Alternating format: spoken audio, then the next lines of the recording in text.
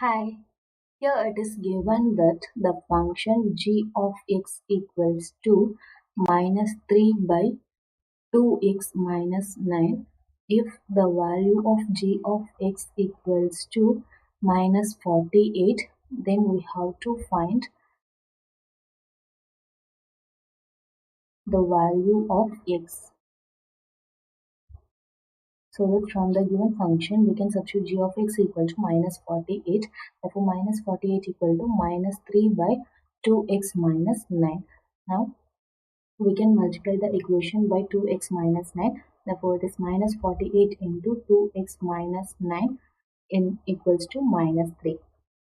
Then we have to simplify this to find the value of x such that we